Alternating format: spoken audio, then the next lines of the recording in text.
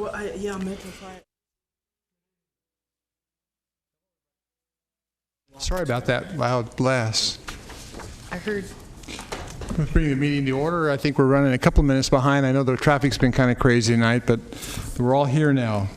With that said, Madam Clerk, would you like to call roll call, please? Thank you. Commissioner Peters? Here. Frost? Here. Hume? Here. Jones? Here. Little? Here. Greenwood? Here. Thank you. We have a quorum. Thank you very much. With that, let's, if you don't mind, show the respect for our country and salute the pledge of our great country. Commissioner Frost, would you like to lead us? Please join me in the pledge. Allegiance to the flag of the United States of America and to the republic for which it stands, one nation, under God, indivisible, with liberty and justice for all. Thank you very much. Okay, with that, I'd like to remind everybody that this meeting is of the Local Agency Formation Commission is cablecast live on Metro Cable 14, the local government affairs channel on Comcast, Consolidated Communications, and AT&T Uverse. The meeting is also webcast at www.sacmetrocable.tv. Today's meeting will be repeated Saturday, December 9th at 2 p.m. and on Monday, December 11th, 2017 at 9 a.m. on Channel 14. This meeting is also closed captioned. We ask at this time that you please turn off any cell phones or noise-making devices. If you'd like to be speaking before the commission tonight, there are speaker slips located at the table at the back and on the front podium. Please fill one out and hand them to our clerk, Diane Thorpe, which is right down here in front. And we'll be glad to hear from you. Okay, with that said, let's begin with the consent calendar. I hope everyone has had a chance to review it. At this time, the chair would entertain a motion to approve. Mr. Chair, I so move. Do I hear a second? Second. Okay. Is there any, if anybody would like to remove from the consent calendar and discuss? Okay, hearing none. All those in favor? Oh, please go ahead and mark approve. Sorry. Okay. Wonderful. All in favor, thank you. Okay, Motion thank you very passed. much. It's supposed to flash up on the screen up here. There you Yeah. go. There we go. Okay, thank you. And if we could go back and ask if there's any public comment from anybody for items not on the agenda. Okay, yes. We did not receive any speaker slips, but we still invite people if they need to come up. So- Okay. You say you don't have any? No, I don't have any speaker ships, but we Okay. just need to invite everyone if they want to speak on Just come something. up forward? Right. So Okay. I don't see anyone. So thank you. If we can go on to the next item, which is the presentation from the City of Elk Grove staff. Presentation, general plan update, proposed growth management policies. Okay, thank you very much. With Metro Cable, if we could have the presentation, please. This evening, we have, at the request of the City of Elk Grove, they've asked for some time in front of the Commission to discuss their ongoing general plan update efforts, speaking to their thinking towards their growth management for the future, and how that, from an application of context for your Commission. As you know, there's a couple of three fairly active pending sphere of influence amendments to the south and southwest of the city limits, so south of Cameron Road, west of 99, and east of Highway 99, south of Grant Line Road.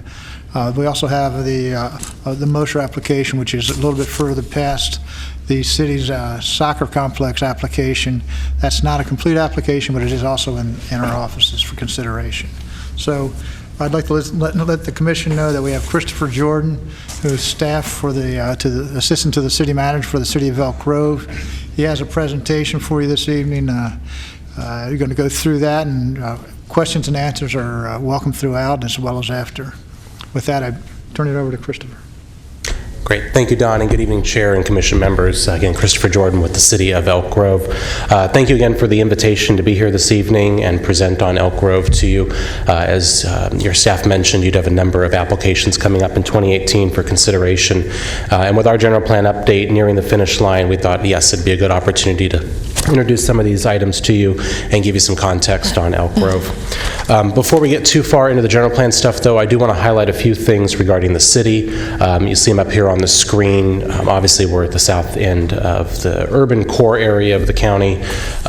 We are the second largest city in the region, just over 170,000 people and continuing to grow. We are the seventh most diverse city in the country. We also have a number of great schools and parks provided by our partners at Elk Grove Unified School District and the Consumnes Community Services District.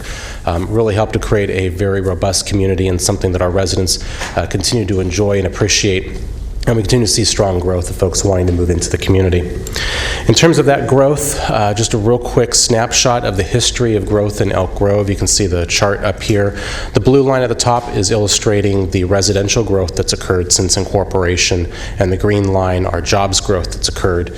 On the residential side, we're highlighting the 13,000 or so people that came into the city, became residents literally overnight with the annexation of Laguna West and the development community that was there. But really, when you look at this, you continue to see some strong positive growth, particularly through the recession years. Elk Grove continues to be the place many people choose to call home. From a jobs perspective, we're happy to report jobs growth continues to occur within the city. A year ago, we commissioned a study looking at that jobs growth and what's happened over the course of time. And as you can see by that green line, even through the recession, there was only 1 year of negative growth on jobs within the city. It actually ended up being less than 100 jobs. Businesses still look to Elk Grove as a place to come and grow and expand and provide services to the greater region. So we're happy to continue to provide those opportunities. In terms of where we could go forward on the residential side, because that's always easier to project in terms of demand and need, you can look at this a couple of different ways. The blue area that's showing up on here and the orange dashed line really shows this range of projections that could be there. The bottom being a 2% growth, the top line being a 3% growth. Again, there's opportunities here and there's desire in the broader community for people to want to come and come into Elk Grove.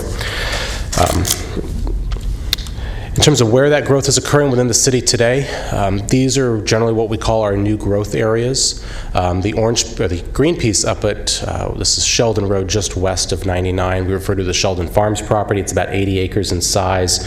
There was interest before the recession. Obviously that went away.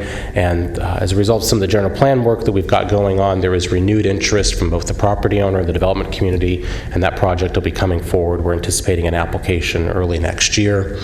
Silverado Village, that's the blue piece on the east side of town. That's an approved project with several hundred units. That's a transition piece essentially from our more urban area into the rural area to the east, which we'll talk about in a little bit. And our core new growth area being Laguna Ridge, Lenton Ranch, the Sterling Meadows area, and our southeast policy area at the south end of town, just on the north side of Grant Line Road. That's really the core of where a lot of these projects are occurring. There's a lot of infrastructure projects going in right now. The city's actually investing about $33 million, $35 million in sewer lift station, backbone roadways, sewer, and water to help really bring this area online. We've got a lot of approved tentative maps in this area and an infrastructure need that we're helping to resolve. Regional housing needs is a continued issue for us as it is for every city and county in the region and statewide. Some of you may be aware of the recent changes with Senate Bill 2 this past year in regards to how that works with general plan law. We're still evaluating those impacts through our general plan update and our forthcoming housing element update in a couple of years.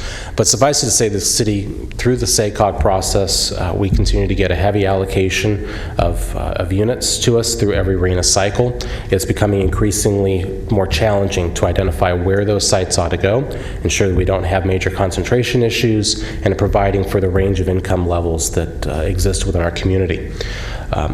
As we start to near build out, and we'll talk about this a little bit later, where these places go and the impacts that these sorts of densities have on existing communities is of paramount concern, not just to our council, but also to the broader community. It's one of the biggest feedback items that we get.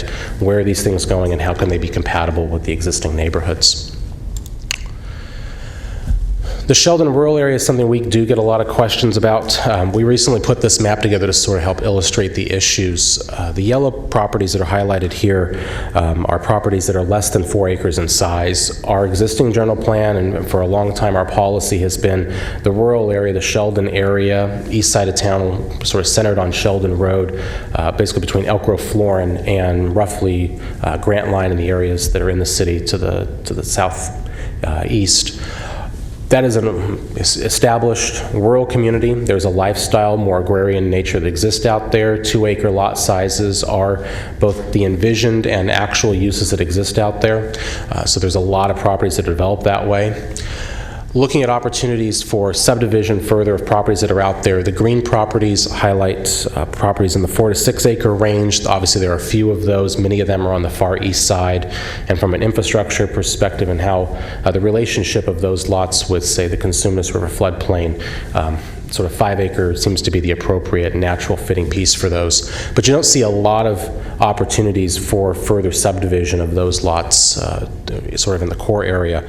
The blue and the purple are 6 to 20 and 20 acre lot sizes. Those do get substantially fewer, and many of them are on the Laguna Creek corridor and impacts from the 100-year and 200-year floodplain in those areas. So we have existing policies and obviously working through the state and federal processes for development in and around floodplains is a concern, making sure that neighborhoods are safe. So really, as you look at the Sheldon area, the opportunity for massive infill development to occur there and densification becomes problematic because you have high fracture, a lot of fracturization of the ownership that exists out there. The ability to consolidate those lots together and come forward with a viable project is an issue. We don't have existing water and sewer in the area, so those would be urban infrastructure pieces that high cost that would need to get extended in. So as you start to look at these things and the proximity of the Sheldon area to, say, Highway 99 and the shopping areas and the service uses that exist elsewhere in the community, it really becomes a barrier to seeing density occur there, and why our general plan continues to look at this area for preservation of its characteristics. The SACOG blueprint, something many folks refer to, and for good reason, in terms of its regional collaboration being pulled together. The city's general plan was being prepared during the time frame the blueprint was also being prepared. We're happy to say the blueprint reflects our 2003 general plan, that we don't have any impacts there. What I think is important to note is there's an area, and I've highlighted it here on the right side graphic that's outlined in this red dashed. There's an area south of Camera that's shown in the blueprint for future urbanization in some years out, in 2004, 2003, when the blueprint was being put together. They had some rough ideas of time frames, but as we all know, those time frames can shift and change as development rates occur. You know, the East Franklin area we'll talk about in the city had substantial growth occurring for a number of years and essentially reached build out within about 3 or 4 years of development. So the timing and rate of development is an important thing, and sort of one that's really left to that crystal ball. The MTP, Metropolitan Transportation Plan, Sustainable Community Strategy, another SACOG document. This is a rolling document that gets updated on a regular basis. It does reflect our existing general plan, as was in place when SACOG last adopted the MTP. What they do acknowledge is development is occurring, continue to occur within Elk Grove. So the transportation policies and the programming of funds recognizes that. They do identify a portion of employment growth within the city. We're continuing to work with SACOG on those issues, and really how we are striving to put forward new employment lands for the region that are of good character and quality and feature transportation resources that are attractive to new businesses moving into the area or businesses that continue to expand within the region. So we're continuing to work with that. In fact, we've had recent conversations with SACOG on their 2020 update to the MTP. So with that, I'm going to jump into the general plan update. A little bit of background here. Our existing plan dates from 2003. It's the first plan we put together after incorporation. A lot of city projects and developer-initiated projects have occurred since then. We've had amendments that have gone along with some of those. There have been many changes to state law and best practices in the planning profession, so we're certainly in need of going through and doing that comprehensive review, making sure that what the city is putting forward as its policies are the best and correct ones to have. So our new general plan will be implementing state law changes, addressing community issues, and be formed around an ultimate long-term vision. What I think is important to point out about the general plan is we're not setting a horizon year for it. I think doing so really sort of shortchanges the process that occurs The general plan is about what an ultimate future condition looks like, whether it be 5 years down the road, 20 years down the road, or 50 years down the road. There's a shared vision by the community of what ought to occur long term. How long it takes to get there is a combination of forces that a city just cannot control. And again, to use East Franklin as an example, over 10,000 dwelling units were approved in that area by the county just prior to incorporation. It showed a 20-year growth plan to it, and it was developed in less than 8. So really these timing issues and how market forces work, we can't control those things. What we can do is plan for the best vision and the best pathway to get there from a strategy perspective, and the time will fill in behind it. We've had a lot of plan development engagement with the community on this. We've had a series of mobile or pop-up workshops we've conducted in the community at various city events. We've had a visioning meeting with the community to put forward what the ideas are, public outreach meetings focusing on transportation and land use issues, and a whole series of City Council Planning Commission joint study sessions to do dives into these particular issues and really get into the nitty-gritty of how these policies ought to work. From a vision condition, I won't read all of this up on the screen, but this is what our council direction is and the community buy-in for the long-term vision of the community. It is a great place to make a home, great place to work, and a great place to play. We're recognizing that agricultural, rural homes, and urban life flourish together. And ultimately, development is guided to ensure responsible growth and opportunities for a diversity of individuals who call Elk Grove home. This has been a process to get here, and the community's definitely been involved in this, and I think it really speaks to the broad framework the city's trying to achieve in its long-term plan. There's a series of 9 supporting principles that we're organizing the plan around. These range from sustainability, transportation, regional influences, and economic issues, transportation, of course, and multimodal activities, open space and resource management, economic vitality, and of course the rural area, to name a few of them. As organized around these things, these supporting principles will form the basis of the policies and ultimate goals in the document itself. The process to get here, just real quickly on that, land use discussion with the community has occurred over the last 18 to 24 months or so. We've looked at a number of opportunity and study area sites, land use alternatives, ultimately developing a preferred land plan that the council blessed last spring and was the basis for the notice of preparation being released in June. Specific policy topics, we have looked into governance, complete streets, fixed transit, cluster development, jobs and housing issues, mobility, really the implementation of Senate Bill 743 and the change in CEQA from level of service standards to vehicle miles travel standards, and what we'll talk about more tonight about an annexation strategy. In terms of the land use development, 2 key areas are what we've looked at through this process. The first being opportunity sites, which are shown on this map in the dark orange color. These are sites inside the city, either vacant or underutilized to some degree, with a potential for change. And as I'll talk about in a minute, we went through a public outreach process looking at a number of alternatives for these, looking at sort of the holding capacity that could happen as a result of potential land use changes, getting feedback from the community, and basing decisions on that feedback. Outside the city, we looked at 4 study areas, which were based on the 2013 SOI application to this commission. These included the area south of Grant Line between the easterly Union Pacific tracks and the city limits there at the north end. We refer to on this map as Area 1. Area south of Camera Road down to Essinger and west of Bradshaw, or east of Bradshaw, we refer on this map as Area 2. Area 3 of west of Bruceville to the Union Pacific tracks on the west side of town, Area 3, and Area 4 being the Old Town Franklin area. In the summer of 2016, we looked at these alternatives, presented a number on each of these different sites to the community.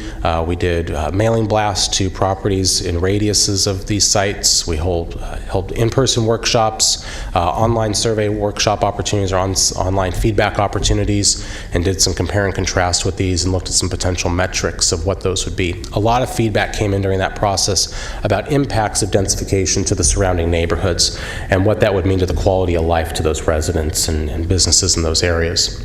For the council, we compared those different scenarios on a placemat that you see here, looking at the jobs housing issues, VMT impacts, greenhouse gas impacts, and energy impacts specifically, and what the cumulative growth of the community would end up being under each of those different scenarios, comparing development inside the city, outside the city, and what some of those trade-offs were.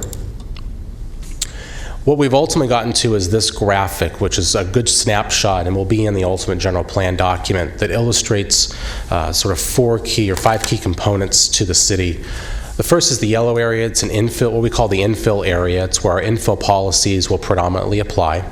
Essentially, these are areas that are either built out as specific plans or near built out as specific plans, or they're the old Laguna area, the old Elk Grove area. There may be RENA sites within this area, but the opportunity generally for massive changes in the land use pattern really isn't likely to happen on big scale basis because these are properties that have previously developed or very small infill or underutilized sites. The purple areas are those new growth areas that were highlighted in the earlier map, and these are where the bulk of the development is occurring within the city today.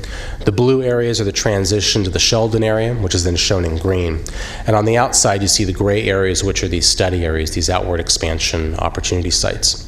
Through the outreach process over 2016 into 2017, we heard from the Franklin community. They had a number of concerns with being included in ultimately a study area for the city, and based on that feedback, the council gave staff direction to remove the Franklin area as a study area piece. They really saw themselves as sort of an independent community and a lot of concerns with what inclusion within Elk Grove would look like. So based on that feedback, council gave us that direction.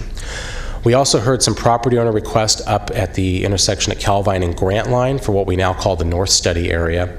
And the desire here, ultimately, and through the direction of council, is a continuation of the Sheldon rural area. So it would continue to be 2-acre lot sizes as the maximum density out there. And ultimately what it does is round off that corner of the city. It completes that, what is now a jagged edge, sort of an extension of what would be Calvine to the floodplain. But the other 3 study areas, what we now call the east, the south, and the west study area, have remained through that process. Getting more at the infill side, we've, in the draft, and we've have some of these in the packet for you in the correspondence we provided to your staff, drafts infill policy components. We've heard from the community, we've heard from the region, infill policies are important considerations. The general plan will be looking at that and including, highlighting just real briefly here, promoting a greater concentration of high-density residential, office, and commercial or mixed-use sites and population along transit corridors and in activity centers is important. As we look at opportunities for extension of fixed transit, be it light rail or a BRT system, having density at critical nodes is going to be important for the viability of those systems. So really looking at infill opportunities to take advantage of those opportunities and leverage those into those sorts of projects that help to complete the community is important. But we're also hearing from the community about compatibility with the character of existing neighborhoods. So something these policies try to do is balance those two ideas of we have opportunities for infill, we have opportunities to create some additional density in the community and leverage it for things like transportation projects. But by the same token, how is that project ultimately compatible with the surrounding neighborhood? We've had a few projects to date that have started to push this density envelope. Some of them are more successful than others. We continue to look at them, but those are going to be one of the big challenges going forward from a planning perspective, how to maintain that neighborhood compatibility as these opportunities arise.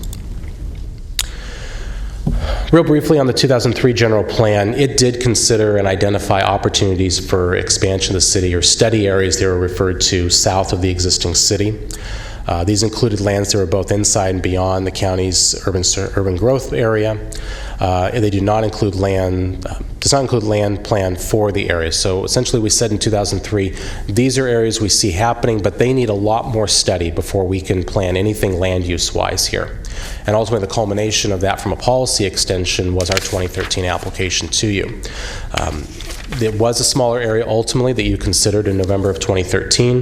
This map actually goes all the way down to the Consumers floodplain. About halfway between there and Camera is Essinger, and that's where our application boundary was at the time. So in considering how do we sort of approach this issue of what to do with these study areas and how to move forward, we presented this table to the council in August of 2016, sort of introducing this idea of an annexation strategy. And we started with sort of 3 growth management approaches of how we could tackle this. Growth within the existing city limits, limiting growth overall, creating some artificial constraints, if you will, and then growth beyond the existing city, and looking at these benefits and challenges of these different things. What we ultimately talked about, what council gave us direction on, was mass increases in density are just not feasible within the existing city. We just don't have the available sites, and this compatibility issue with surrounding neighborhoods is a very large concern in how we do effective planning and programming for those. Limiting growth impacts the city's ability to meet market demands and creates artificial constraints. It's really not the city's point or position, or really within its purview, to create these artificial market constraints. It's not appropriate, and it's not really the role of government to do those things. So ultimately, growth beyond the city was seen as the most flexible option, provided that it was done right. And how we go about doing that, how we consider what is done right, is really where the general plan's gone at this point.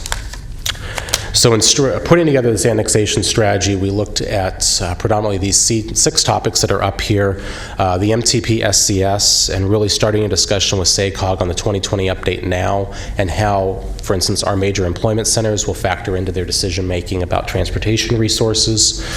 We talked about the jobs housing objectives, about a stronger local economy. Sorry, let me catch up here. Stronger local economy, a diversified economy, improving the citizens' work-life balance by opportunities for jobs that are more local to where they live, and creating overall balance for the community.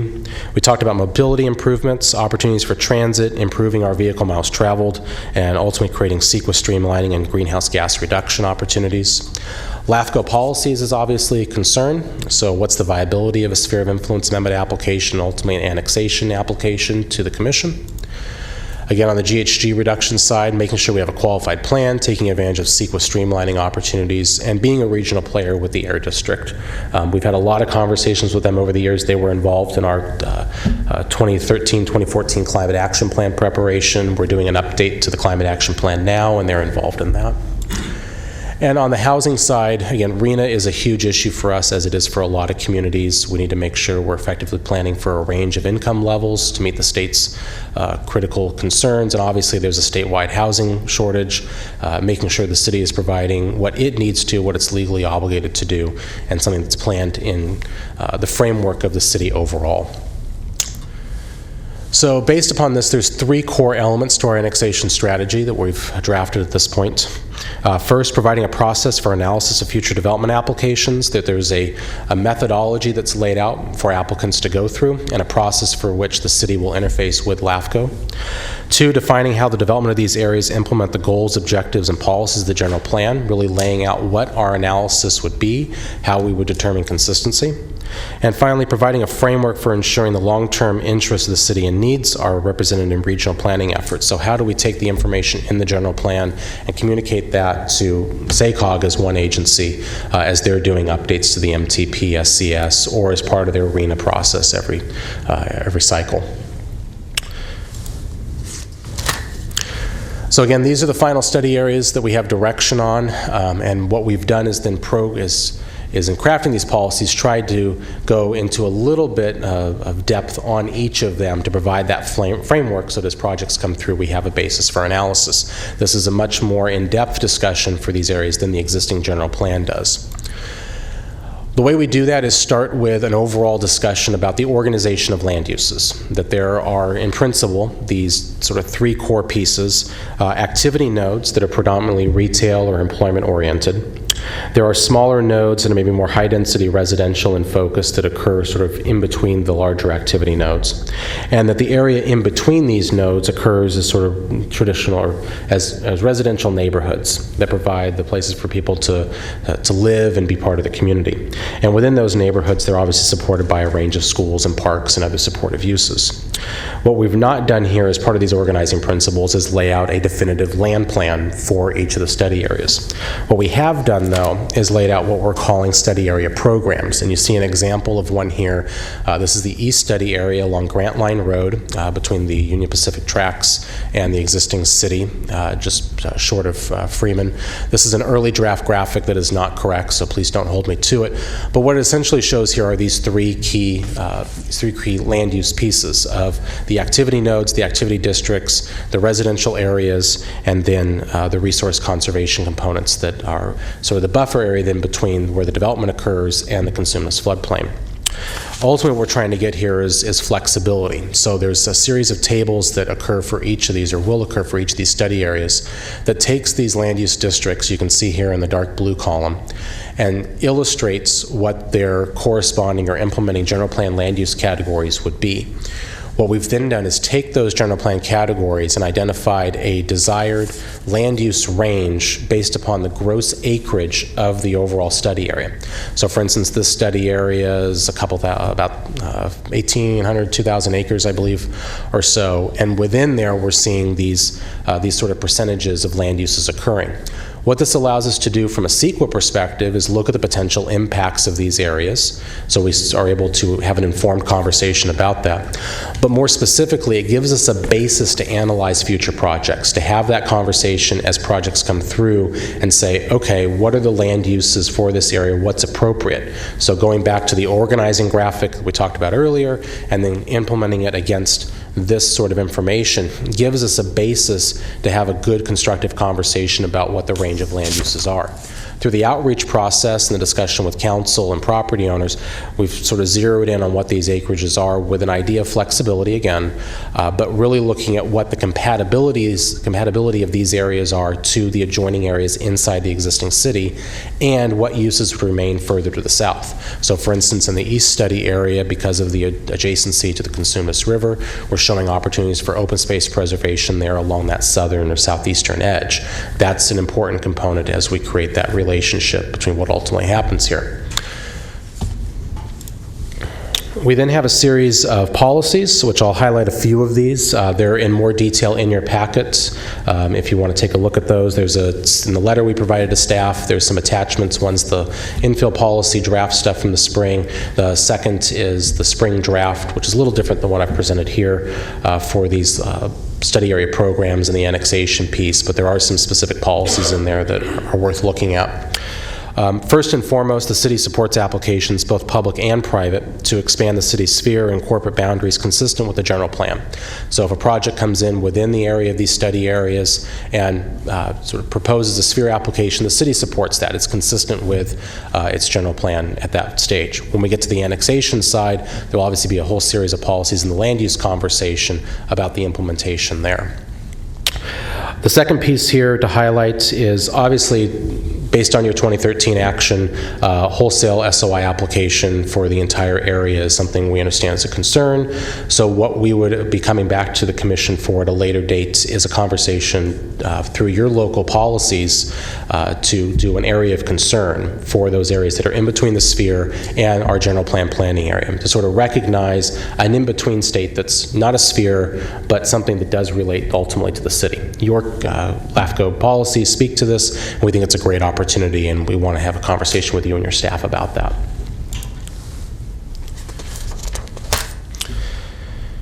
In terms of the annexation process, what we look at are making sure that projects ultimately implement the community vision and regional growth objectives. And there's policy language I didn't highlight here on the screen, but it's in the packet, that talks about really looking at advanced mitigation needs for this area. What we would be looking at doing through the implementation here is working through a process with stakeholders and the agencies that are relevant to put together a mitigation strategy in advance of these projects coming through that would say, here's how we're going to address these critical habitat needs as a result of impacts to those habitats. This could take the form of many different things. We obviously have a fantastic Swainson's Hawk ag land mitigation program. It's been very successful the last decade or so. That's one opportunity to take advantage of it. Certainly we've heard concerns about other special status species. Is there habitat in this area for giant garter snake or other species? We need to do a more intensive look at what those species conditions are and then work through those processes to make sure the mitigation occurs appropriately long term. For community benefits, we're looking at analyzing those projects to see what sort of benefit they provide to the community, potentially through incentives, transportation, utility park, and other public improvements, or that address mobility service needs or impact fees to support these improvements. So making sure that these projects aren't a drain on the community overall. Agricultural lands are something the council gave us some some specific direction on actually in the spring, and made it clear to staff Lands south of Essinger are to be preserved and protected through this process for continued commercial agricultural operation. The council didn't want there to be an impact to those operations as a result of development occurring north of Essinger. Now, we don't know what the exact tools will be that will be implemented along, say, the entire Essinger corridor to do that. Maybe it's larger lot sizes, maybe it's open space buffers. There's a number of tools we could use for that. So the general plan is not going to be prescriptive on that front, but it is going to basically set up that conversation through the application and land use analysis process to figure out what that solution is.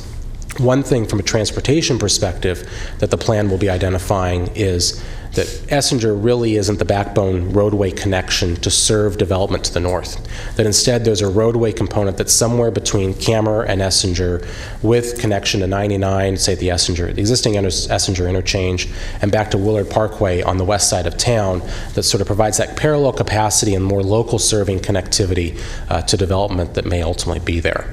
So that's one component that we're baking in from a circulation perspective to really be implementing this sort of early in the general plan where we can. We do have a series of annexation criteria that we're laying out. First and foremost, consistency with the land use program and the studying area organizing principles, those tables and graphics that I highlighted earlier. The project will need to be consistent with the city's multimodal transportation goals. This goes back to vehicle miles traveled issues and making sure that we're addressing those potential impacts.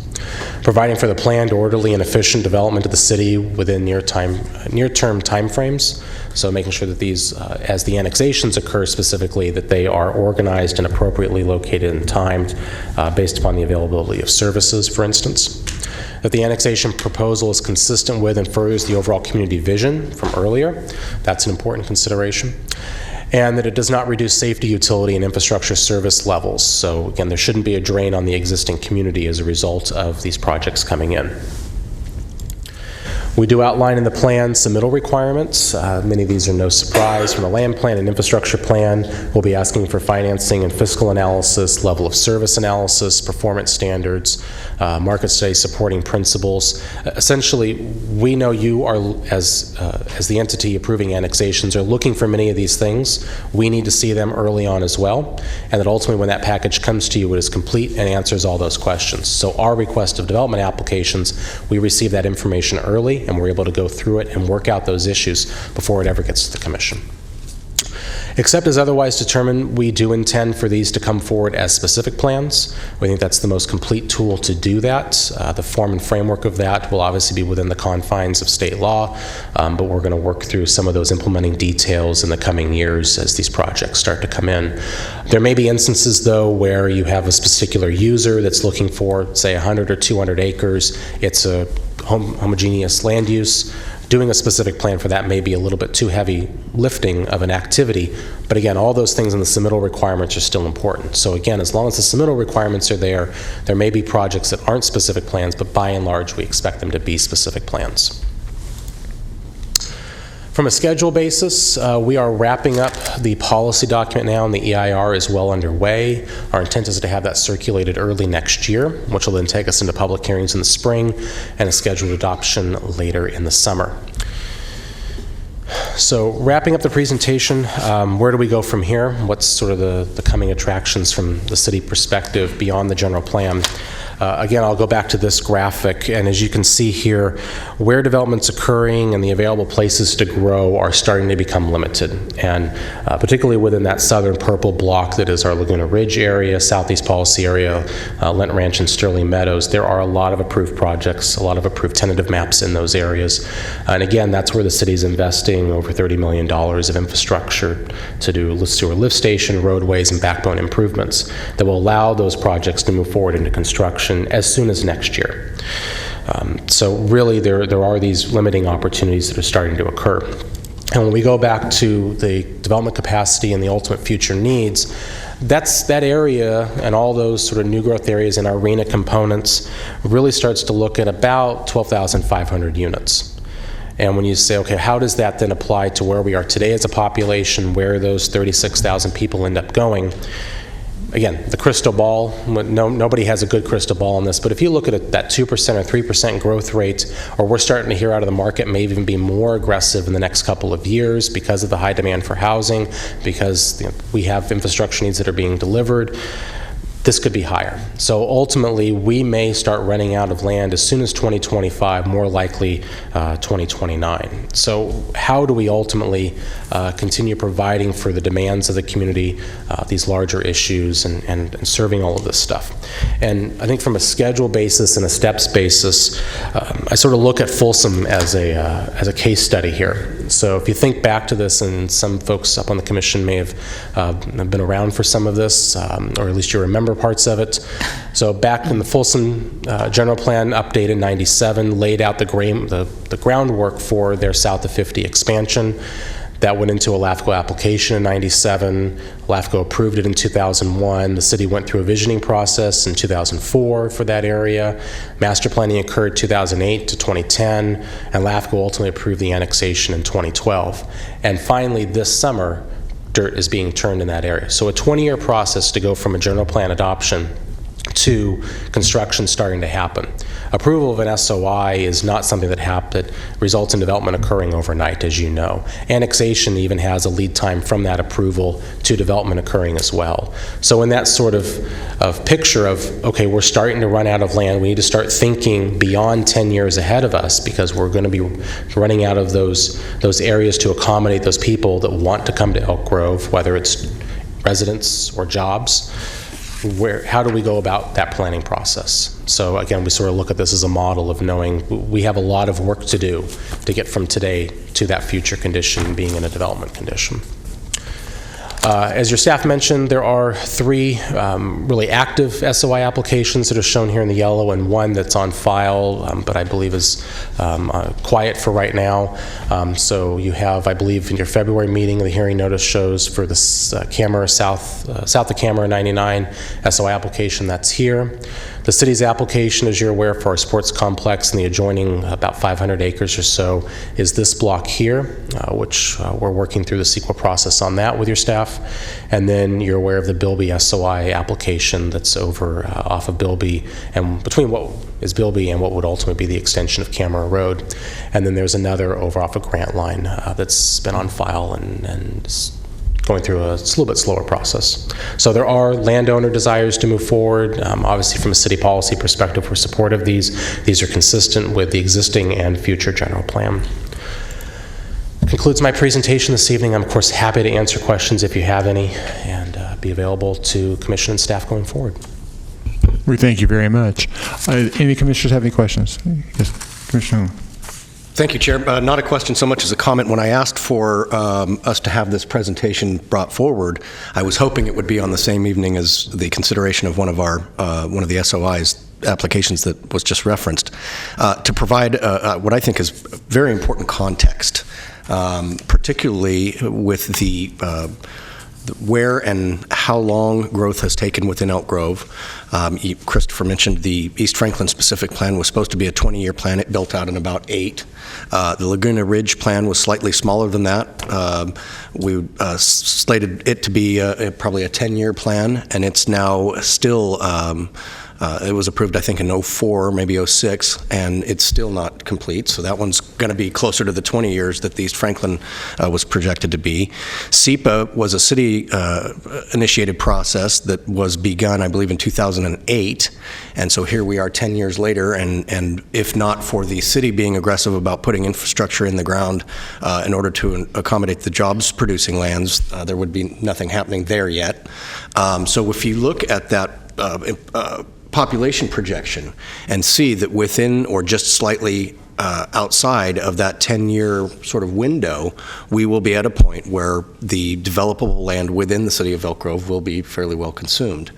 And so I think all of these things are important as we consider that one of LAFCo's jobs is to look at the logical progression of development within a community, and that this is not a leapfrog jump to look at the places that have applications on file. And the other thing that I wanted to see, and Christopher did an excellent job of demonstrating this, is how thoroughly and in-depth the city of Elk Grove is looking at the study areas and the how and where development should occur. So I just wanted to make that statement. Thank you.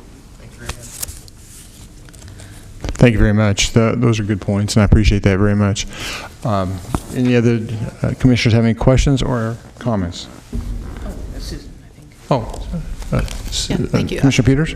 Yeah, I just wanted to say thank you for your presentation. It's one of the most comprehensive, thorough, well-presented presentations I've seen on growth. So thank you very much for that. Thank you. Okay, Commissioner Jones. Thank you. I concur with the presentation being very thorough and a lot of information. Can you tell us again, it was one of the slides, when is the general plan going to be settled? Our current schedule, which I'll jump back to here, we're Yes. targeting the summer of 2018, so this is we're about 6-7 months out, hopefully. Obviously, we need to get the EIR on the street and the policy document on the street, and that's our goal for right after the first of the year. All right, very good. So we're looking at summer of 18 for the finalization of your general plan? Yeah. I will say this, the policy pieces that I highlighted this evening, both on the infill side and the annexation strategy, there are not going to be any fundamental changes between what I've shown you this evening and what will be in the public draft in the next couple of months. Sorry, there won't be what changes? There will not be any substantial changes between those things. So expect what I'm showing you this evening will be the public draft. Oh, okay. All right, very good. And this is available online, so we can read some of the finer print? Your staff has the presentation, and they're welcome to make it available, of course, to you. All right, thank you. I have a couple questions within this. Too many notes. Will your general plan address where the water sources are going to be for all of this development? So the city, of course, is part not of yours or no? Well, we're not a water purveyor. We work with our partners, predominantly Elk Grove Water Agency and Sac County Water Agency, on those deliveries. We have great relationships with them. Obviously, there are updates needing to happen to, say, for instance, Sac County Water Agency's master plan in order to accommodate expansion, particularly south of Camer. There are areas that are within their master plan area south of Grant Line, particularly our application, but there are, of course, land use changes there ultimately they need to consider. I think it's important to point out, since we're not a water purveyor, we can't answer all of those questions completely standing here tonight, but through our relationships and through the existing procedures that exist, both from a commission perspective in Cortese and from CEQA process and what we have to do in approving projects, you have water supply assessments for projects over 500 equivalent dwelling units. So obviously for these projects, we would expect those to occur. And then we need to provide information to you in approving the annexation that is there. Obviously, whatever we work through with the water purveyor needs to be consistent with the water forum agreements. So there's a lot of pieces there. From a use perspective, we continue to work with not only SCWA, but also Sac County Regional Sanitation. With their improvements coming online with Echo Water, they're going to have more recycled water available. Elk Grove, of course, is where the recycled water that's available today is being utilized in our Laguna West neighborhood.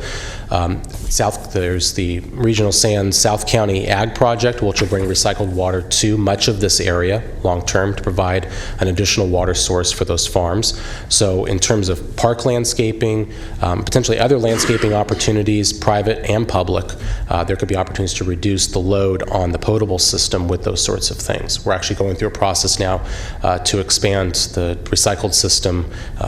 Right now, it's planned for in the ground in our East Franklin area. It's going in as part of Laguna Ridge.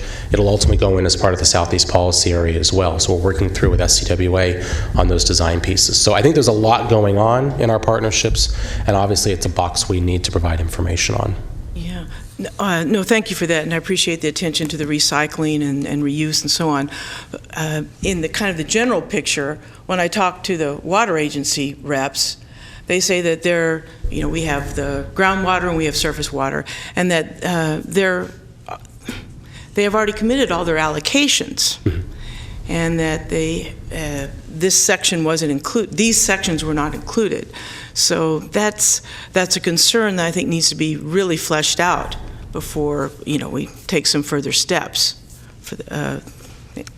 So Then I have a couple other questions. What policy or efforts have occurred in regards to your work with or in planning with the South Sacramento Habitat Conservation Plan? Right. What are some policies there? Yeah, we don't have. I don't have the specific language for our conservation components with me this evening, so I couldn't read you something verbatim. But I think going and looking at how the HCP itself is drafted to work, you sort of have two areas, right? You have the stuff inside their urban development area and the stuff that's outside the UDA. From an inside the UDA perspective, the Grant Line corridor is in, and what will ultimately be the Bilby Ridge application is in.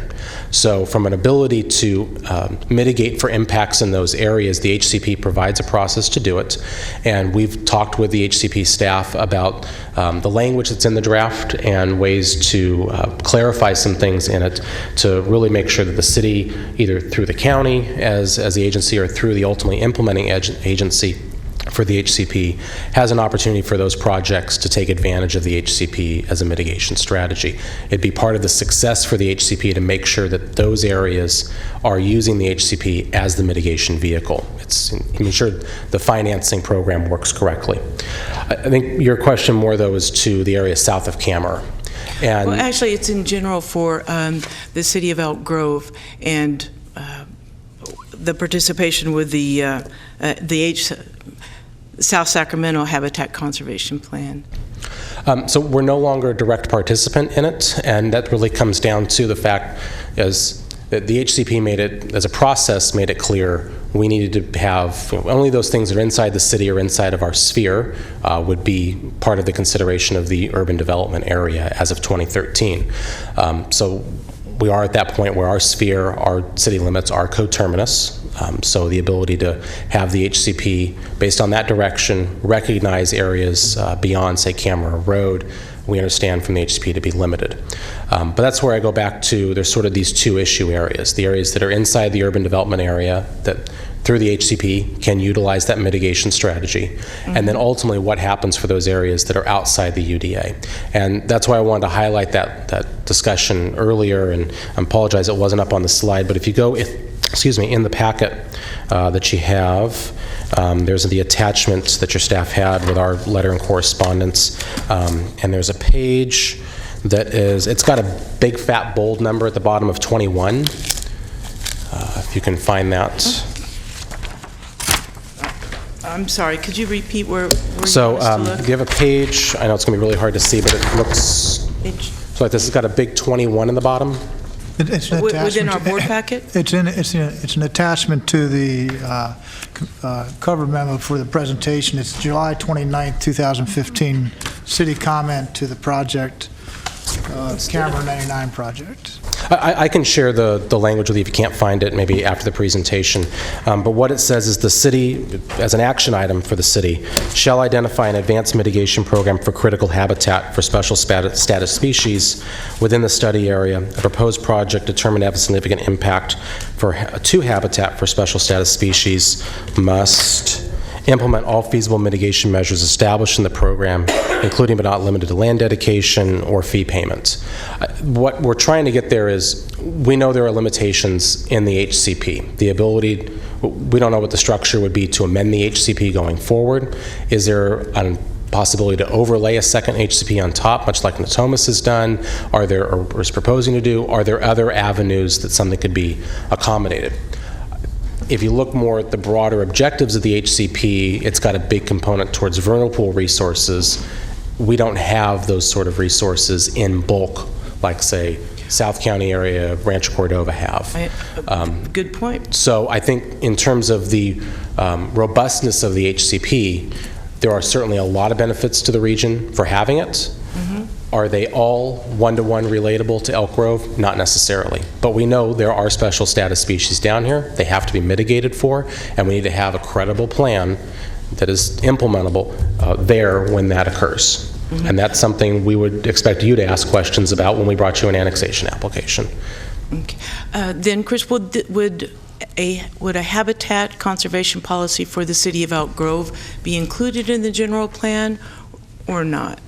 I'm not sure if that's the appropriate place, but I'm asking. I think this action item really speaks more to the broader piece, because when you start looking at, I wouldn't want to be looking at an HCP that covers citywide. Again, the amount of land we have left from a development perspective and the time frame by which that development was likely to occur. You know, the South County HCP's taken how many years to get to a public draft document? They've done a lot of great work to get there, but I think there's certainly a process to do that our resources predominantly are Swainson's hawk, giant garter snake to a degree, and a couple of other traditional, I'll call more traditional species to be aware of. So we have existing procedures, particularly with Swainson's hawk. We've got that very robust program, and we continue to implement that for projects that are in the city today. As we go south of Camera, that obviously is something you get closer to consumeness. There's other species that come into play, and we need to go through and do that analysis and figure out with the agencies, with the stakeholders, what the appropriate mitigation is, and make sure that it doesn't impact the viability of the HCP. Mm-hmm. Very good. So Elk Grove does have a habitat conservation policy within wherever the sources are that you're quoting or referring to? So this doesn't name explicitly an HCP, which I think is what you're asking for, is a policy that names one explicitly. Not necessarily the SSHCP, but Elk Grove's policy about it. Right. Again, this policy speaks to having mitigation that is correct and appropriate for the special status species. Okay. So yes, I feel like we have that policy. Thank you. And then do you have an ag mitigation policy? We do already. We implement it. Oftentimes it's in parallel with Swainson's hawk mitigation, so that the foraging habitats, if it occurs on ag land, which many development projects are trying to get the one-to-one there, or the concurrency occurring, so we make sure that those, through our easement language, which has been vetted by California Department of Fish and Wildlife, they review, and we go through those easements together with them. They're part of our review process per our local ordinance. So I think we're in good shape on that. Okay. Well, no, thank you for that. And then one last area is this policy of affordable housing. And in a couple of the slides, there were comments about there would be 1 to 3% of medium and high density, and then 60 to 65% of rural and low density. There's some percentages missing, but that probably went into the commercial part. How many rooftops are we talking about? Those percentages are based on the gross acreage, so there'll be a table in the plan that will basically convert these percentages into a range of equivalent units. I don't have that information with me this evening. From a affordability perspective, if you, let me see if I can go back to the table real quickly and highlight this.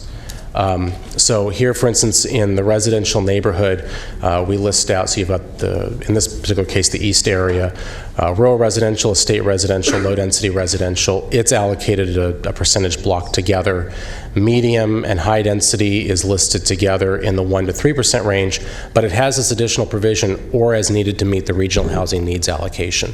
We recognize that the state and the process they go through with SACOG to establish the regional number, and the process that SACOG goes through to distribute that number has a lot of variables in it. And again, crystal ball, it's broken for everybody, right? So you can't necessarily say with certainty, oh, it's always going to be 2% of our projected housing stock is what it's going to be. It just doesn't work that way. So we left ourselves an out provision here to say, if our RHNA allocation has a huge jump to it at some point in the future, we have the ability through this policy to say, no, it could exceed 3%. We may need it to. And that's language we carry through on the east, south, and west study areas. We don't apply it in the north study area because it's an extension of the Shelton area. And I super appreciate all this information that you're sharing with us. I really, really do. Do you happen to have what the percentage is for RHNA for Elk Grove today? I don't have the percentages, but I do have the slide from the beginning of the presentation that illustrated what our current allocation is. Let me see if I can.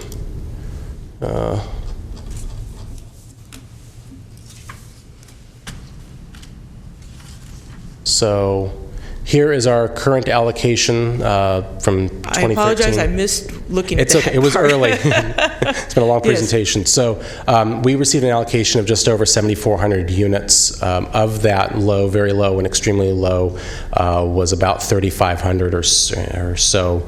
I'll be honest, that low, very low, extremely low income, that's always the challenge. So as you know, with RENA, the state gives us the allocation, SACOG gives us the allocation in terms of income, but they ask us to implement it through density. So really, those three clusters, that 3,500 units, the expectation from the state is we're accomplishing it at basically north of 21 units an acre. And given, we have a history of projects, some of them are as high as 25 units an acre, some of them that would fit these income categories that actually receive financing from the city to construct may actually be lower, closer to 18 units an acre. Some of that's just a basis of time or site constraints or a variety of factors. So again, we had a very hard time getting 3,500 units allocated across the city. I mean, we almost literally had neighborhoods showing up with pitchforks and torches because of the compatibility issues, which are very real concerns. Oh, I concur. So now we start to get nervous at a staff level of, okay, 2021, we're getting a new allocation, it's a new RENA cycle. Whatever's not built, we keep, and we get a new allocation on top of it. So is it going to be another 3,000 units in total, or could it be 5,000 units? We don't know yet what that's going to be, but we're preparing for the worst case circumstance. Okay, thank you very much. I can follow up offline. Absolutely, also. I'm more than happy to meet very with you to much, go sir. through it. Thank you. Okay, thank you very much. Any other commissioners have any questions or comments? I have, if you don't mind, real quick question. A couple comments were talked about mobility improvements and also greenhouse gas reduction opportunities. And I know you, in your master planning, you're probably focused on ways to achieve both. With higher densities, though, I'm as a commissioner here and a citizen, I'm always concerned about that, air quality and issues along with that.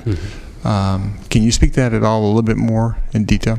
So we do have an existing climate action plan. We are doing an update to it so the general plan and CAP are consistent with each other.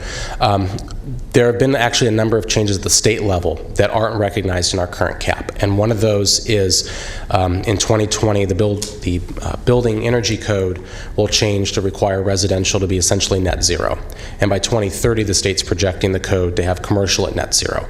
Those are reductions in greenhouse emissions that we haven't recognized in the plan to date, but are going through the process of doing that. On the other side is the vehicle miles traveled issue. And we're approaching it sort of from two standpoints. One, looking at the 15% reduction opportunities from a land use perspective. So what we've done through the plan is confirm that the way land uses work inside the existing city can take advantage of those reduction potentials, and that from a land plan perspective, as we go and look at annexation, that the policies are set up to essentially say this is a VMT allocation for this study area, and that cumulatively all the projects within that study area cannot exceed that VMT number. If they do, through the CAP, they have to provide corresponding reductions in in greenhouse gas equivalents elsewhere somehow, and there could be any number of provisions that achieve that. So I think based on how the states change the regulations, we're taking advantage of those things, leveraging those to really make sure that that on the non-land use side, we're taking advantage of everything we can. 743 implementation with VMT helps, and then making sure from a land plan perspective, every opportunity we have that we're addressing those potentials. And again, the Air District has been a fantastic partner in this. We've been very collaborative on the air quality plan for the Southeast Policy Area. It was one of the first under their latest set of regulations a couple years ago. We're doing an update to it now based on a couple of questions that have come up. So I think we're in good shape, I think, on that at this point. Yeah, because I know in former SOI negotiations, that was some comments were made and concerns along that area. Again, I will reiterate what some of the fellow members said about our appreciation for your time tonight and the detailed report that you gave us. We thank you very much for that. With that said, I know the public knows, and there's several of you up there that are veterans have been here before, so you know the process. And I mentioned we had some people came in late tonight. So I'll reiterate that. If you would like to make any comments before the commission, I saw a couple pink slips brought down to where, to Diane, okay. If you would like to speak for us, please complete one of these and bring them down to Diane like we just got there. I'm going to take them in the order I received them. Sean Worth. Thanks, Sean. There was also one earlier from Bill Bird before the meeting. Pardon me? Again, a speaker slip from Bill Bird, I believe. Yes. Okay. You got that one also? Yeah. Okay. The affiliation Sierra Club, is what you're saying? Or what? No, what is it? Oh, no, I've got some. Oh, I have one up here. No, I'm sorry. Didn't want you to forget him. It got buried under my book. Thank you. Sorry about that, Sean. No worries. Good evening. I'm Sean Worth. I'm the Conservation Chair for the Motherlode chapter of the Sierra Club. We didn't hear a whole lot tonight about the impacts on the environment, and I'm assuming that this project is relying upon, I'm speaking about the hearing we were going to have this evening for the new growth area that they'd like to include in their sphere. There wasn't a lot of discussion about the environment, and the environmental documents that were quite faulty. We've been working really hard to correct some of those errors, and we'll be meeting with you individually to discuss some of those issues. As for the HCP, I was involved in it for the last 11 years. I was very involved with the Elk Grove situation. The reason Elk Grove left was that they didn't get the sphere, and they wanted a special accommodation for what was originally the sphere footprint, so that it would not be considered inventory. They didn't get that, and they felt there was no benefit to it because they felt they had enough mitigation available for doing their development inside the city. The problem in terms of the HCP is that if this new SOI is approved outside the urban services boundary, there is going to be the general belief that other areas nearby will also be able to be part of the sphere. It's going to be impossible to do conservation in that area. It's going to be way too expensive to buy any other land, any other property. And there's a component called the feasibility for acquisition. That is a number of available willing sellers who would allow their land to have a conservation easement or be purchased for conservation. If you create a scenario where you're going to allow an increase in sphere for a property that will likely not be used for more than 20 years, according to SACOG's comment letter, for a 20-year period, you have greatly constricted the amount of available willing sellers in an entire region that's part of the HCP. So it's not just the 1,158 acres, it's potentially 4,000, potentially more than that, of folks saying, well, why would I sell a conservation easement? Maybe very soon I could get my land included in the SOI, have a big uptick in the value, and get a much bigger financial payoff. It has a huge impact on the HCP's ability to mitigate. The other issue that came up in the environmental documents wasn't handled very well is that you have a big floodplain issue just south of the city. This has been talked about numerous different ways. Every 7 to 10 years, that floodplain fills with water. Species that are there need to go either north or east. Cities tend to build on high ground for obvious reasons. They don't want to flood. Species need to get on high ground too if they're not an animal that lives in the water. So for sandhill crane in particular, the Elk Grove sphere, the new one you guys are looking to make a decision on, and the old one, it's really critical habitat for that species. The environmental document for the response to the comments when they recirculated, they claim there's 105,000 acres of upland forage area for the sandhill crane in the South Sac HCP. And it took a lot of digging and a lot of very careful thinking to determine how they came up with that. So essentially, they took every single sandhill crane site in the entire South Sac HCP, drew a 2-mile radius around it, which is a distance a greater sandhill crane will go from his roost area to feed, and said this is all available habitat. It turns out that a lot of those were just sites of cranes flying by or landing. They weren't roost sites. So the actual amount of available upland forage is very small. And I'm right now attempting to do the GIS work to show really how incredibly rare this upland forage area is in this region.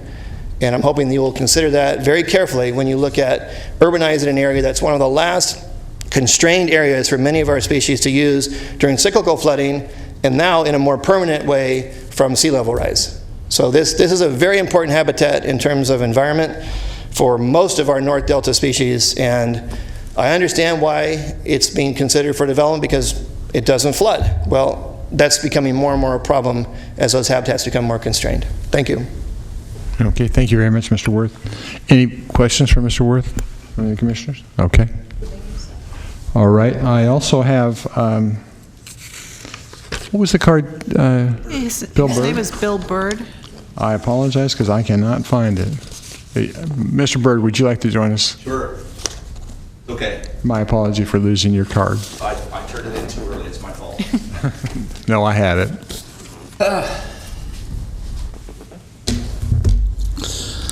Mr. Chair, Vice Chair, Commissioners, my name is Bill Bird. I'm the Executive Director of the Sacramento County Farm Bureau. I'm fairly new to this. I hearken back to the presentation by the City of Elk Grove. I thought it was very good. I kept on hearing the same words being used over and over again: smart, managed, balanced growth, taking place over a number of years, something that they wanted to impress upon you. Unfortunately, that model did not take agriculture into view or into account.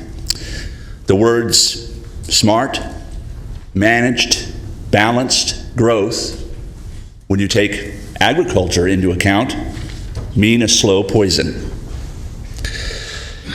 When you consider all three sphere of influence amendments, you're talking about taking roughly 1,800 acres out of agricultural production. Once these amendments are granted, the writing on the wall for farmers is crystal clear. The message is get out. Agriculture is forced out. It does not return. Loss of land means more than just the loss of production agriculture in the sphere of influence areas. With the Bilby Ridge application, the City of Elk Grove is getting dangerously close to building housing subdivisions adjacent to dairy operations on Carroll Road. You get even closer to those dairy farms with the Wakeman Ranch proposal at Kammerer and Highway 99. That's less than 3 miles away as the crow flies. Have you ever been next to a dairy ranch during the months of July, August, and September? Have you ever smelled a dairy ranch during that time? To a dairy farmer, that's the smell of money. To the people who live in a housing subdivision, it's a different smell entirely. Dairy farms and housing subdivisions are not a good mix. We find a similar conflict with the Right to Farm ordinance concerning the proposed Grant Line Road multi-sport park complex. That's right next door to an operational cattle ranch. Since when did cows and cattle become a good mix with baseball and soccer? This plain and simple answer is they're not. The cattle and the cattle ranches are forced out, never to return. It's the policy of the Sacramento County Farm Bureau, as well as the California Farm Bureau Federation, that the protection of private property rights is of utmost importance to our members. The land currently under consideration for these amendments is currently privately owned and hosts active family farms and ranches. While it's not our position to advocate for what private property owners do with their property, we ask that the Sacramento County Local Agency Formation Commission and all cities within Sacramento County follow the county's commitment to the Right to Farm ordinance. While the Farm Bureau does support the position of cities and the counties need to grow to accommodate future population growth, agriculture should be of the highest priority and protected against urban sprawl. In talking to my growers, every single one has told me when they come up against a sphere of influence, something goes in, that is a problem. That means it's time to go. There are horror stories that I've heard from every single grower. And I just want to finish up with one short note. I just returned from the Farm Bureau's annual meeting in Orange County. It's the first time I've been to one. It was a very nice event. Orange County, as the host county, hosted a very nice reception. Wonderful food. Not one bit of it was produced in Orange County. There is no more agriculture in Orange County. There are strawberries, there are green beans, but the rest of the farms were paved over. There are no farm to fork celebrations in Orange County. If you continue with these policies of allowing farmland to be taken over and turned into development, those farm to fork celebrations you're all very proud of will be history. Thank you. Thank you very much. I forgot to make a mention also that you are limited to 3 minutes, I believe. Yeah, 3 minutes. I'll let go just a little bit over, but not by much. Okay, again, we're speaking to agenda number 7. My next speaker I have is Charlotte Mitchell, speaking for the Central Valley Farmland Trust.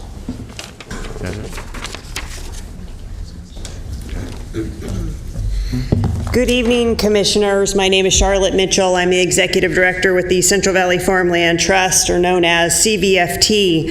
CVFT is a private, nonprofit 501c3 corporation with the mission to work with landowners and conservation partners to preserve agricultural lands in the Central Valley for future generations. We work in the Central Valley from Sacramento to Madera counties. With the loss of over 6,000 acres alone in Sacramento County to urbanization, we would offer to work with the City of Elk Grove in developing and administering a farmland mitigation program to slow the rapid loss of farmland. While I appreciate the city's efforts in a farmland Swenson hawk mitigation program, which is very successful, it does not certainly protect the impacts or be able to mitigate for the impacts for agricultural production alone. It is a habitat mitigation effort.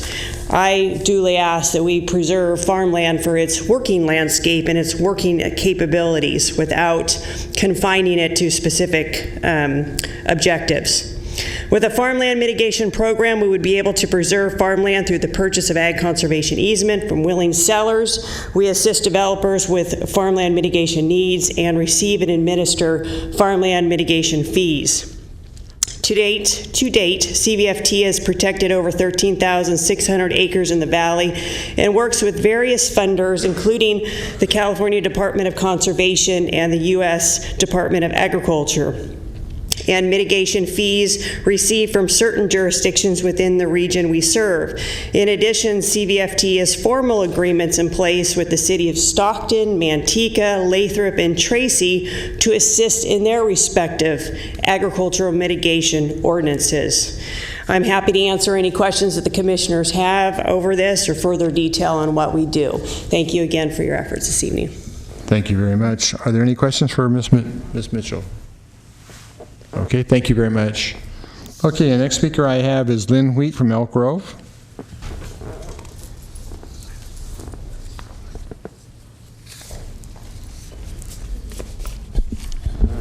Good evening, Commissioners. I am a little nervous tonight because I didn't come with anything prepared, so I'm just going to respond to some of what Mr. Jordan shared with you, and I really appreciate his presentation and hope that he'll bring it back to the City of Elk Grove and present it in front of the council, and maybe a few residents that attend the meeting will be able to hear about that. I didn't know about this meeting till last minute, and I know that there's others in our community that would have liked to have been here to hear this presentation. And so I'm just going to respond, and I'm just going to try to go through a little punch list here. I want to address the jobs. Yes, Elk Grove does have jobs, but nothing was spoken in regards to the quality of the jobs, and our #1 employer within the city is the school district. Our residents have been promised different jobs. A firm from the Bay Area, NRC, was to come a couple years ago. Since it was presented to our city council and spoken about, we haven't heard anything. So the joke in our community is NRC stands for not really coming. We have been promised a mall over and over again, and they keep changing the sign, and we're supposed to get it sometime in the fall of 2018. Now, I'm not a builder, but I don't see anything happening there. The next promise was we're going to have a casino, which will bring us 2,000 jobs. These are not high-paying jobs, and the casino right now, there is litigation going on, so we don't know when that will arrive to our town. Community members are very, very concerned about traffic within our city. At times it is gridlock, and nothing was really mentioned in this report how that's going to be handled. The main form of transportation within our city and outside our city is the car. Not mentioned this evening was our city is looking into building a multimodal station, and they're looking at putting that somewhere off of Franklin Boulevard. Boulevard. And what I believe that they're doing for that is to be able to provide housing to people in the Bay Area. We do have commuters to the Bay Area. Since we're not creating jobs within our city, I think that this is where they're going to look for a resource to build the housing. Now, he also said that they build compatible with character of surrounding areas of neighborhoods. I want to give you two examples where within this current general plan, they didn't abide by that. When Capitol Nursery closed, they rezoned that to housing. The residents in the surrounding area were asking for something to be compatible. It wasn't. They requested just to have one story against one story. They didn't get that. 2 stories were built because the developer, it would impact their profit margin. Another example of not compatible with the neighborhood, in the Laguna Ridge area, there was to be a shopping center, and of course people were thinking they were going to get a regular grocery store, not really clearly reading the zoning code or understanding zoning. They're going to get a Costco at that site with 30 gas pumps. Residents were very upset with that, seeing that that wasn't compatible, and brought up the issues of gas fumes around the children and the children going to and from school. 30 seconds, please. Drain on the community. He is right. There won't be a drain on the community with this new growth because they have direct levies and tax assessments, and some of these are not fixed. Currently, some properties have 1,700. People that bought in Del Webb didn't understand that they weren't fixed. These are a retirement community. Some that have lost a spouse or losing their homes because they can no longer afford to live in the homes with the direct assessments and levies that they're having to pay. I would ask that you would consider that also around the Lent Ranch Mall, it isn't impossible for them to rezone. Our Planning Commission tomorrow evening will be listening to rezones, increasing the density, a general plan amendment, and increased densities. So there are possibilities within our current city. Our city is leaving some of the most important residents out, and again, I'd request that Christopher Jordan present this to our city council, and that this be made aware to other residents, because I did try to reach out. They couldn't come tonight because they were unaware of it, and I know they can articulate my concerns much better than I have myself. Thank you. Thank you. Appreciate it. I also have a card for Vim. Is it Paschal? Paschal. You didn't say what agenda item, but I assume it's this one, right? Yeah. Okay, thank you. My name's Jim Paschal. I'm here on behalf of Friends of Swenson Hawk. I would suggest sometime you drive down Highway 99 to Camera Road, head west on Camera Road, which is the southern boundary of the city of Elk Grove, and look all the way to Bruceville, and you look north along Camera Road into the city, and you're going to see a very large tract of vacant land, little development along the highway, but basically there's a lot of vacant land within Elk Grove that is entitled to develop, hasn't developed yet. I would not want to predict when it will develop. On a broader scale, LAFCo is a regional agency charged with encouraging orderly growth, discouraging urban sprawl, and preserving farm and agricultural land within not just Elk Grove, but the region, the Sacramento County. And you need to consider not only how much land remains in the city of Elk Grove that's available for new development, but how much land remains within the region that is currently entitled for new development, but is still vacant. Believe me, there are thousands of acres within the southern part and eastern part of Sacramento County, within the county itself, urban service boundary, within the city of Rancho Cordova and Folsom, that is entitled for urban development, and it's not happening, or it's happening at a very slow pace, and of course very little agriculture in there because people have stopped farming. You need to consider all of this vacant land entitled for development in the region before you start granting SOIs to Elk Grove or to anybody else for that matter. This region needs to build the land that is already approved, entitled for development, before its leaders start thinking about moving further out from its boundaries. Thank you very much. Okay, thank you very much. my last card I have is from Robert Burgess.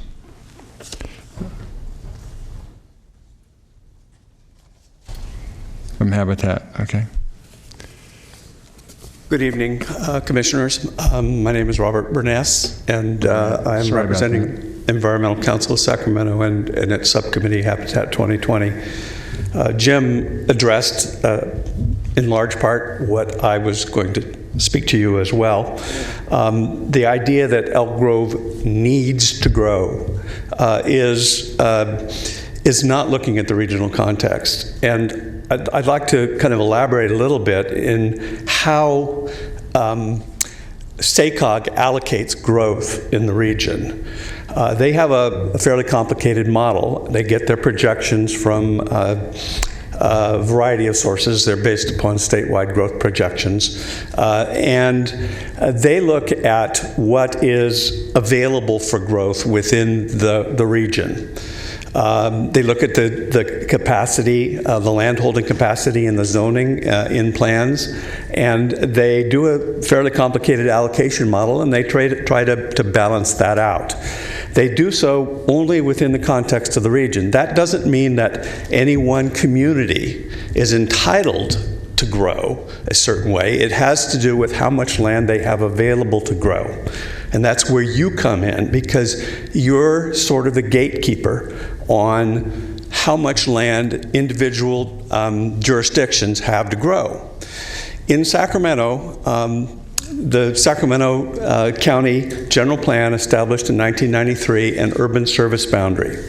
That was a long-term boundary for the region's growth. Now, granted, this policy boundary in the Sacramento General Plan doesn't apply legally to the city of Elk Grove, but it is used, and its intent was to be used for the service agencies to plan for the long-term growth of the region. You have heard in some of the letters that have been submitted for the environmental review of the Camera Road project that, at least as with respect to water, that they've allocated their available surface and groundwater supplies based upon the idea that the urban service boundary was their framework for planning for growth. Elk Grove's planning is largely to expand that urban service boundary. Not entirely. There are areas within it that are part of the urban service boundary.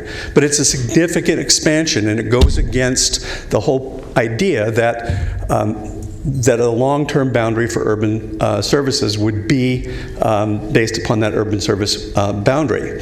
So it's important as you go forward, I think, that you look in terms of regional growth, and in responding to Jim's comments, that you look at how does the growth of the region and the available supply of land in the region relate to this project, because the implications of going beyond that urban service boundary on habitat, on agriculture, and on the ability to provide water and maintain the groundwater tables are very, very significant. So please keep that in mind. Thank you very much. Okay, are there somebody else that has a card? Madam Clerk, that concludes all the... Okay, thank you very much. I want to thank everybody for your dialogue tonight. That means a lot to us. We take everything to heart that we hear, and we will use that in digesting things as we go down this road, as we have done so aptly in the past. So, with that said, we'll conclude item number 7, move on to item number 8. As you know, every year, and we're at that time, at the end of the year, which the chair gets to our commission gets to find a replacement for me, get me out of here. So, with that said, we have a very capable young man who covered for me in my absence the first part of this year, Mr. Hume, who is our current vice chair. The chair will open it up for nominations. Yeah, I would move Pat Hume as chair next year. I'm sorry, what did you say? I said I would move for Pat Hume to be chair next year. Okay, we have a motion for Pat Hume to be chair. And we have a second. Okay. Who's second? Thank you. Commissioner Frost. Frost, thank you. Okay. All right, we're having a first and second. Are there any other nominations? We'll consider nominations closed then. Okay, with that, we shall vote. I think there was to be a discussion also on the vice chair position. To do both of them at the same time? No, we can vote on the chair first. Okay, thank you. Okay, just vote on the chair first. Okay, so let's vote for the chair. The nomination is for Patrick Hume to be chair for the year 2018.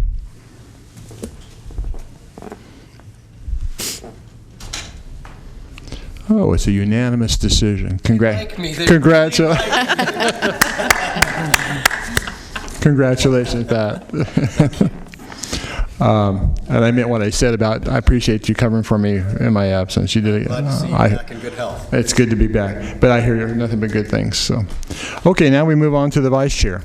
As far as rotation, is there a rotation on this one? There is a general rotation that your commission set up several years ago. It would put the county of Sacramento, which has 2 seats, into the vice chair role to assume next year the chair role.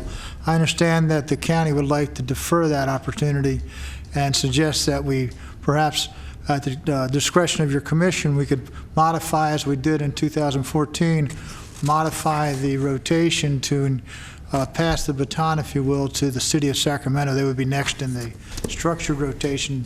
City of Sacramento representative's not here this evening. It is. That's what happens when you're not here. Fair enough. So I would suggest that we do have the chair position filled. If you could either take that action, take another action, obviously, or defer action until February on the question of the vice chair when we have the representative from the city. But and keep in mind that the city rep is typically, much like the county representatives, commissioners are named in January, so we're not really sure who that person is. That's true. Okay. So you think maybe it's appropriate that we wait till February? Well, we have had occasion where the city council member did come on and walk right into the chair, and Rob Fong did that, handle it well. So it's again It's up to the commission. The discretion of the commission that's standing by or just taking the next position. Otherwise, you could go to the next rotation would go to the public member. I'll take the discretion. I'm sorry. Yeah, I think we ought to wait for the city till I'm February hearing that meeting. from several of the commissioners. Okay, I think it's unanimous. We'll postpone that to February. Okay. All right. With that concluded, let's see. Item number 9, the financial audit. There's no action on that. Item number 10, grand jury final response. Just point out to the commission that we have we sent the preliminary response at the direction of the commission in September to the grand jury. We did commit to several items that we would complete by the calendar year, such as revisiting the municipal service guidelines questionnaire. We have done that. We've beefed it up with some of the previously provided Office of Planning and Research from the governor's office.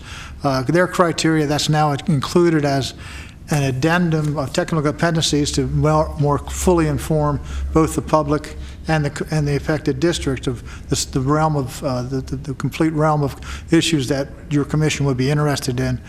We do recommend that you direct us to augment the existing questionnaire by your direction this evening, and we can do that immediately, and then we'll just forward this report to the grand jury, close the books. Okay, thank you very much. Okay, I was going to take this time to talk about the last LAFCo meeting, the Cal LAFCo meeting we had in San Diego. I think because it seems like everybody's kind of heading for the door. Excuse me. Pardon me? We have to take a motion and an action on the previous item. I'm sorry. Okay. Pardon me. So if we can have a first and a second. I'm sorry, you're right. Do I have a motion to direct the staff to update the MSR review process and receive and file report? Second. I have a motion by Commissioner Little and a second by Commissioner Jones. Thank you very much. Okay. And all those in favor say, okay. Please vote. thank you. All in favor, motion passed. And with that, I'm going to ask Commissioner Jones and myself, since I was at the LAFCo meeting, let's do written reports. We do rewritten reports, have written reports by the next meeting, and we'll hand them out to you guys as to what things that we were discussed. And if you have questions, we can bring it up. Because I get the feeling everyone's ready to go. And it's kind of like cattle in a drought heading for the water. So I'm not going to get in the way. With that said, we'll consider... Wait, one more thing. I just wanted to say, it's possible, back to the nominations, that the county may have a change in representation on this board next year. We don't go till January either. So I guess I would like to leave it open that if someone new from the county is Might want to take the chosen- position, the rotation. Yeah, so we'll just kind of wait and see on that. Okay. Okay? Yeah, I think that's kind of where we are anyway with that, so we'll do that. Okay. Again, I want to thank everyone. I wish everyone a very happy holiday and a fabulous new year, and I look forward to seeing you in January. Meeting adjourned.